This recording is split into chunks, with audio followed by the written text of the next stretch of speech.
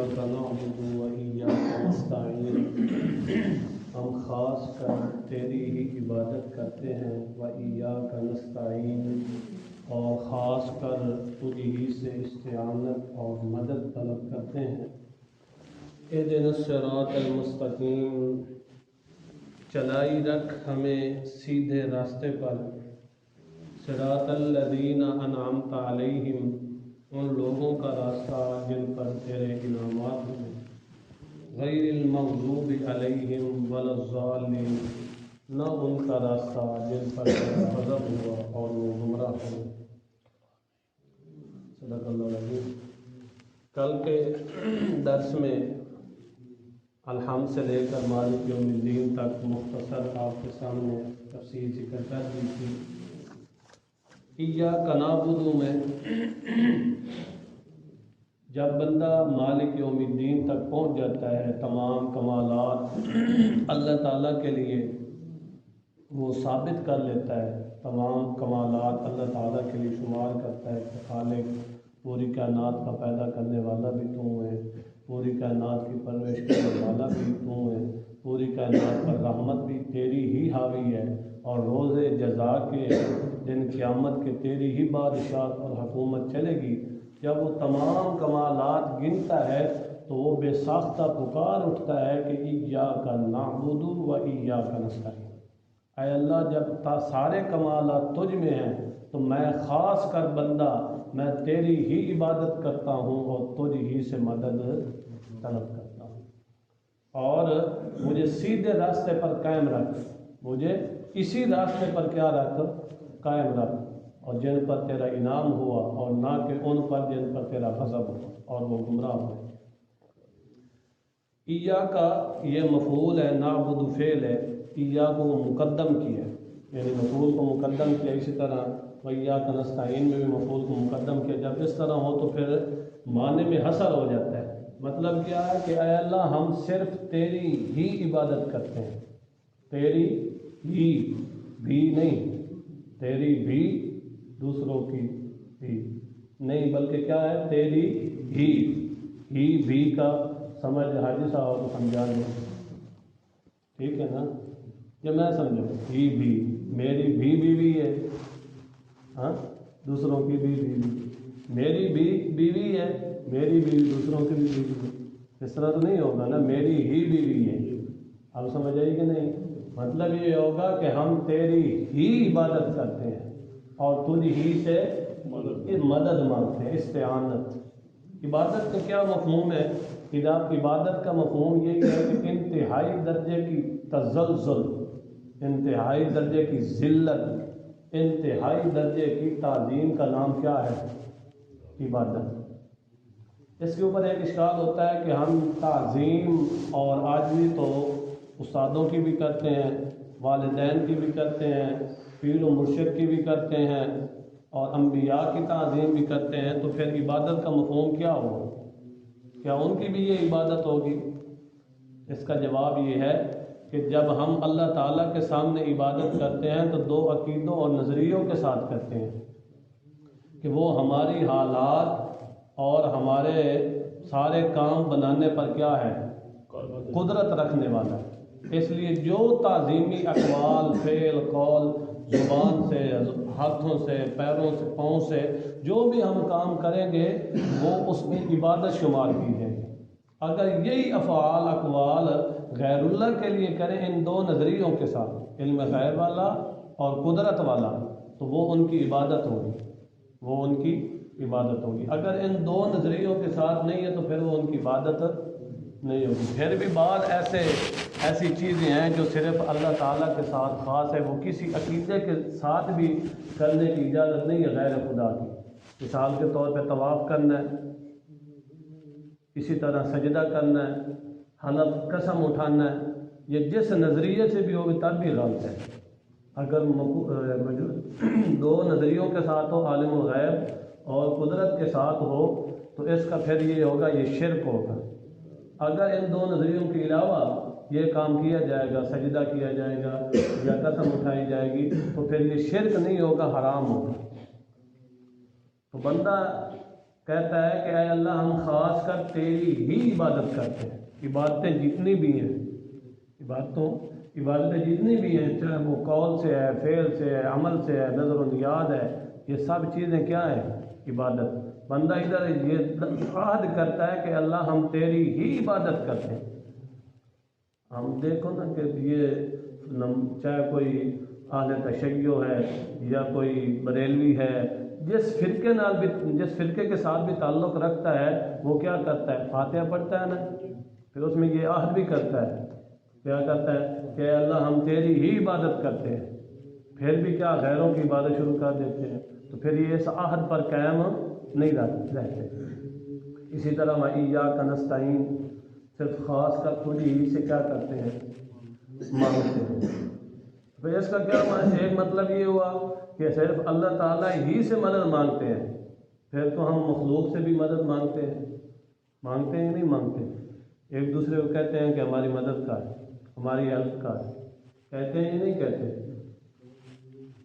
ایک دوسرے کو کہتے ہیں ہمیں پانی پلا دے، یہ کر دے، وہ کر دے. یہ کیا ہے؟ پکار بھی رہے ہیں اور مدد بھی وہ ہماری کر رہا ہے. پھر ایاک نستعین کا کیا معنی ہو؟ اس کے عام مفسرین نے یہ جواب دیے ہیں کہ بندوں کی مدد کرنا یہ بھی گویا کہ اللہ تعالیٰ کی ہی مدد کرنا ہے. کیسے؟ کیونکہ بندوں کو ہاتھ دینے والا کون ہے؟ وجود دینے والا کون ہے؟ یہ طاقتیں دینے والا کون ہے؟ اللہ تعالیٰ ہی ہے. تو اس لیے بندوں کی مدد کرنا، دوسرے بندے کی مدد کرنا، یہ بھی کیا ہے؟ گویا کہ اللہ تعالیٰ کی مدد کرنا. دوسرا اس کا جواب یہ ہے کہ اصل جواب جو ہے وہ یہ ہے کہ یہ جو بندے ایک دوسرے کی مدد کرتے ہیں، یہ ما تحت الاسباب ہے، جس کے بغیر پوری نظام کائنات چل ہی نہیں سکتا، ایک منٹ کے لیے نہیں چل سکتا. ہر لمحہ بندہ ایک دوسرے سے مدد طلب کرتا ہے، ایک دوسرے کو کام کے لیے کہتا ہے. سمجھ آئی کہ نہیں ہے؟ تو اس کا مطلب ہے ما تحت الاسباب، ایک دوسرے کو پکارا جائے اور اس سے کیا کی جائے؟ مدد طلب کی جائے. ہاں جہاں پر غیر اللہ، جہاں پر ما فوق الاسباب ہوگا، بندے کی دست رس سے باہر ہوگا، بندے کے اختیار میں نہیں ہوگا، وہ یہاں پر یہ معنی مراد ہے کہ اللہ جہاں پر بندوں کی طاقتیں نہیں چلتی، بندوں کا علم نہیں چلتا، وہاں پر ہم تجھ ہی سے مدد مانگتے ہیں. اب سمجھ آئی کہ نہیں ہے؟ یہ مختصر میں سمجھا رہا ہوں، تفسیر نہیں ہے. اب اس کے اوپر میں دلائل دوں تو پھر آپ کو پتہ چلے.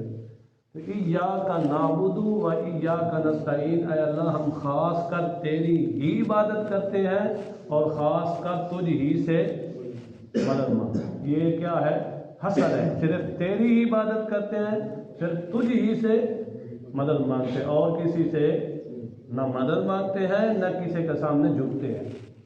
اب عبادت کا کچھ مفہوم سمجھ آ گیا. آگے بندہ کہتا ہے اہدنا الصراط المستقیم، اے اللہ ہمیں صراط مستقیم پر پکا رکھ. صراط مستقیم، صراط کا معنی راستہ، المستقیم کا معنی سیدھا راستہ. اے اللہ ہمیں صراط مستقیم پر پکا رکھ. صراط مستقیم سے کیا مراد ہے؟ صراط مستقیم سے کیا مراد ہے؟ ہر بندہ کہتا ہے کہ یار ہمیں صراط مستقیم پر چلنے کی اللہ تعالیٰ توفیق عطا فرمائے. ہر بندہ دوسرے کو کہتا ہے کہ میں صراط مستقیم پر ہوں، وہ صراط مستقیم پر نہیں. اسی طرح ہے نا، آج صراط مستقیم کا معنی ہی سمجھ لو. بندہ کہتا ہے اہدنا الصراط المستقیم، اے اللہ ہمیں صراط مستقیم پر کیا رکھ؟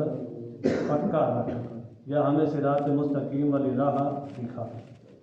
تو صراط مستقیم سے مراد یہی ایاک نعبد و ایاک نستعین والی صراط مستقیم ہے.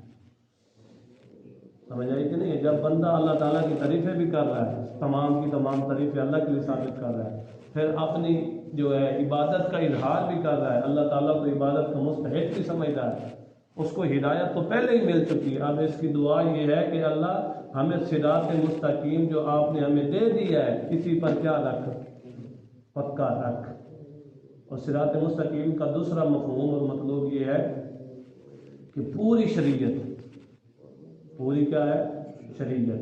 نبی پاک صلی اللہ علیہ وسلم نے جو احکام، جو معاملات، معاشرت وغیرہ وغیرہ، چھوٹے سے لے کر بڑے تک، بڑے سے لے کر چھوٹے تک، وہ کیا ہے؟ صراط مستقیم. آگے بندہ کہتا ہے صراط الذین انعمت علیہم، اے اللہ ان لوگوں کا راستہ جن پر کیا ہوا؟ تیرے انعامات ہوئے۔ تو اس سے کون سے مراد ہے؟ من النبیین والصدیقین شہداء والصالحین، جن پر انعام ہوئے وہ کون ہے؟ انبیاء، صدیقین، شہداء، صالحین۔ ان کا راستہ کیا ہے؟ یہ آگے حوالہ دیا جا رہا ہے کہ اللہ ہمیں ان کے راستے پر رکھ جن کے اوپر تیرے انعامات ہوئے۔ تو ایک یہاں پر اشکال ہوتا ہے، صراط الذین انعمت علیہم، کیا ان لوگوں کے جب ہم درجات کی سوال کر رہے ہیں، درجات کا سوال کر رہے ہیں، تو پھر یہاں پر درجات میں تو انبیاء بھی شامل ہیں، من النبیین میں انبیاء بھی شامل ہیں، کہ اب نبوت بھی جاری ہے، نبوت بھی جاری ہے، کہ نبوت کا بھی اب سوال کیا جا رہا ہے کہ ہمیں جو جن پر انعام ہوئے ہمیں بھی ان کے درجات عطا فرما۔ اس لیے مرزا قادیانی کہتا ہے نبوت جاری ہے۔ اب اس کا جواب کیا ہے؟ اس کا جواب یہ ہے کہ یہاں پر درجات کا سوال ہی نہیں ہے، درجات کا سوال ہی نہیں ہے، بلکہ کس کا سوال ہے کہ ان کے راستے پر ہمیں کیا رکھ، پکا رکھ۔ اگر درجات کا سوال بھی ہو تو وہاں پر سوال ہوتا ہے جہاں پر کام ممکن ہو، کام عبادت اور ریاضت کے ذریعے وہ حاصل کیا جا سکے انعام۔ جب نبوت والا کام ہو، اب کیا ہو گیا، ختم ہو گیا، اور نبوت کوئی عبادت اور ریاضت کی وجہ سے نہیں ملتی۔ نبوت ایک وہبی چیز ہے، نبوت کیا ہے؟ ایک وہبی چیز ہے، اللہ تعالیٰ جس کو چاہے اپنی مرضی سے عطا فرما دے۔ یہ نہیں ہے کہ بندہ زیادہ عبادتیں کرے، ریاضتیں کرے، فلاں فلاں تو نبوت مل جائے، بلکہ کیا ہے، نبوت ایک وہبی چیز ہے جسے اللہ تعالیٰ چاہتے ہیں دیتے ہیں۔ آگے غیر المغضوب علیہم ولا الضالین، اے اللہ ہمیں ان کے راستے پر نہ چلا جن پر تیرا غضب ہوا، اور نہ ان کے راستے پر جو گمراہ ہوئے۔ اس سے کون سے فرق مراد ہیں؟ اس کی تفسیر میں نبی پاک صلی اللہ علیہ وسلم نے فرمایا کہ المغضوب سے مراد یہود ہیں، اور الضالین سے مراد نصارہ ہیں۔ یہود سے مراد یہودی، اور ضالین سے مراد نصارہ ہیں۔ یہ تفسیر بطور تمثیل ہے، بطور مثال کے ہے۔ کیونکہ نبی پاک صلی اللہ علیہ وسلم کے وقت اس وقت یہی دو فرقے تھے، یہود اور نصارہ، اس لیے نبی پاک صلی اللہ علیہ وسلم نے ان کی طرف اشارہ کر دیا۔ باقی جو بھی اللہ تعالیٰ کے راستے سے ہٹا ہوا ہوگا وہ مغضوب میں شامل ہوگا، اسی طرح ظالمین میں بھی شامل ہوگا۔ یہاں پر دیکھ لو کہ اللہ تعالیٰ نے خود فتویٰ لگایا، خود کیا کیا ہے، فتویٰ لگایا کہ یہ خدا کے غضب کے مستحق ہے۔ جو اللہ تعالیٰ کی عبادت نہیں کرتے، جو اللہ تعالیٰ کی صیانت نہیں مانتے، تو پھر کیا ہے، وہ غضب کے مستحق ہے، وہ گمراہ ہیں۔ یہ خود قرآن کی تعلیم ہے کہ جو اللہ تعالیٰ کے راستے سے ہٹا ہوا ہوگا اس پر کیا ہوگا، حکم بھی لگے گا۔ جیسے چور چوری کرے تو اس کو چور کہتے ہیں، اس کو یہ نہیں کہ کہتے ہیں کہ یہ تو نمازی ہے۔ ڈکیٹ ڈکیٹی مارے تو اس کو ڈاکو کہتے ہیں، زانی زنا کرے تو اس کو زانی کہتے ہیں۔ جب وہاں پر حکم لگتا ہے تو جہاں پر اللہ تعالیٰ کے احکام کی خلاف ورزی کرے گا اور کفر و شرک کرے گا تو پھر حکم لگے گا۔ سمجھ آئی کہ نہیں ہے؟ اور یہ بھی سمجھ لیں، آج بندے بعض کہتے ہیں کہ یار اللہ تعالیٰ ہمیں چاہے تو ہدایت دے دے، اللہ تعالیٰ اگر ہمیں چاہے تو ہدایت دے دے۔ اس لیے سمجھ لیں ہدایت حاصل ہونے کے 4 درجات ہیں۔ ہدایت حاصل ہونے کے کتنے درجات ہیں؟ 4۔ نمبر 1 انابت، نمبر 2 ہدایت، نمبر 3 استقامت، نمبر 4 ربط القلب۔ 2 بندے کے ذمہ ہیں، 2 رب تعالیٰ کے ذمہ ہیں۔ بندے کے ذمہ کیا ہے؟ انابت ہے۔ دوسرا کام بندے کے ذمہ استقامت ہے۔ انابت کا مطلب کیا ہے؟ رجوع کرنا۔ بندہ ہدایت کی طلب کرے گا، دل والا برتن اللہ تعالیٰ کی طرف سیدھا کرے گا تو تب اللہ تعالیٰ ہدایت پڑے گا۔ ایسے اللہ تعالیٰ زور کسی کو ہدایت نہیں دیتا۔ سمجھ آئی کہ نہیں آئی؟ ابو جہل نے اللہ تعالیٰ کی طرف رجوع نہیں کیا تھا، یا ابو لہب نے، ابو طالب نے، خود نبی پاک صلی اللہ علیہ وسلم نے اپنے چچا کے آخری موقع پر کہا تھا کہ میرے کان میں کلمہ پڑھ لیں۔ اس نے ہدایت کا رجوع ہی نہیں کیا تو ہدایت کیسے ملتی؟ نبی پاک صلی اللہ علیہ وسلم رو کے واپس آ رہے تو اللہ تعالیٰ نے فرمایا انک لا تہدی من احببت ولکن اللہ یہدی من یشاء۔ اے میرے پیارے حبیب آپ ان کو ہدایت نہیں دے سکتے، اللہ تعالیٰ جس کو چاہے ہدایت دے۔ تو ہدایت کا خزانہ تب ملے گا کہ جب رجوع ہوگا۔ پہلے نمبر پر کیا ہوگا؟ دل والا برتن سیدھا کرنا پڑے گا۔ دوسرے نمبر پر کیا ملے گی؟ ہدایت۔ جب ہدایت مل جائے گی پھر بندے کے اوپر مختلف قسم کے مسائل و تکالیف پریشانی آتی ہیں، بندہ کیا کرتا ہے؟ استقامت، مضبوطی اختیار کرتا ہے، پکا ہو جاتا ہے، لوہے کی لٹھ بن جاتا ہے۔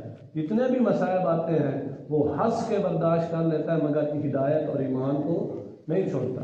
پھر اللہ تعالیٰ کی طرف سے کیا ہوتا ہے؟ ربط القلب، دل کو گرہ لگ جاتی ہے کہ دنیا کی کوئی سپر طاقت اس کو ہدایت اور ایمان سے ہٹا نہیں سکتی۔ جیسا کہ اصحاب کہف والے بادشاہ کے مقابلے میں آ گئے تھے، اسی طرح ہے نا، ان کے متعلق بھی آیا تھا بَرَبَّطْنَا عَلَىٰ قُلُوبِهِمْ۔ اسی طرح صحابہ رسول جتنے بھی مسائل تکالیف آئیں مگر ہدایت سے پیچھے نہیں ہٹے۔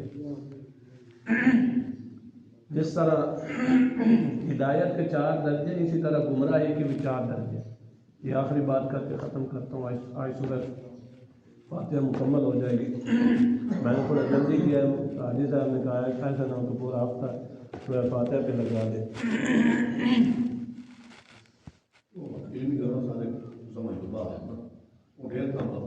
کون سا؟ ہاں جی، اچھا آخری بات، بیٹھو نا 1 منٹ بیٹھو، بس 1 منٹ میں بات ختم ہو جائے۔ ہاں، گمراہی کے بھی کتنے درجے ہیں؟ 4 درجے۔ پہلا درجہ بندہ شک کرتا ہے، کیا کرتا ہے؟ شک، ریب۔ دوسرے نمبر پر بندے کو ضلالت، گمراہی ملتی۔ تیسرے نمبر پر بندہ جھگڑا کرتا ہے اہل حق کے ساتھ۔ چوتھے نمبر پر ختم اللہ علی قلوبہم، ختم علی القلب۔ سمجھ آئی کہ نہیں ہے؟ پہلے نمبر پر کیا کرتا ہے؟ ریب اور شک، دین کے کاموں میں کیا کرنے لگ جاتا ہے؟ شک کرنے لگتا ہے۔ جب شک کرتا ہے تو پھر اس کا لازمی نتیجہ یہ ہے کہ وہ گمراہی کی طرف جائے گا۔ شک کا ازالہ نہیں کروائے گا تو کدھر ہی جائے گا؟ گمراہی۔ تو پھر دوسرے نمبر پر کیا ملے گی؟ ضلالت، گمراہی۔ تیسرے نمبر پر جب ضلالت مل جائے گی تو اب اہل حق کے ساتھ کیا کرے گا؟ مجادلہ کرے گا، اپنے مسئلہ کے باطل کو ثابت کرنے کی کیا کرے گا؟ جھگڑا کرے گا۔ جب جھگڑا کرے گا، اس مسئلہ پکا ہو جائے گا، اناد اختیار کرے گا، تو پھر اللہ تعالیٰ کی طرف سے کیا ہوگا؟ ختم علی قلوبہم، ربط القلب۔ کیا الگ سی کیا لگے گا؟ مہر جباریت، اب اس کے دروازے بند ہو گئے۔ کفر و شرک دل سے باہر نہیں آ سکتا، ایمان و یقین اندر نہیں آ سکتا۔ اب سمجھ آئی کہ نہیں؟ سورہ فاتحہ کا ترجمہ دیکھ لیں۔ بسم اللہ الرحمن الرحیم۔ اللہ تعالیٰ کے نام کے ساتھ مدد مانگتا ہوں، یا اللہ تعالیٰ کے نام کے ساتھ شروع کرتا ہوں۔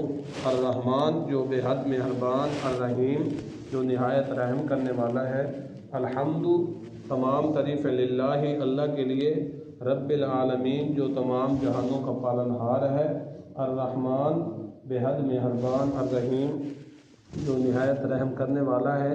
مالک یوم الدین جو مالک ہے دن قیامت کا۔ ایاک نعبد ہم خاص کر تیری ہی عبادت کرتے ہیں، و ایاک نستعین اور خاص کر تجھ ہی سے استعانت اور مدد طلب کرتے ہیں۔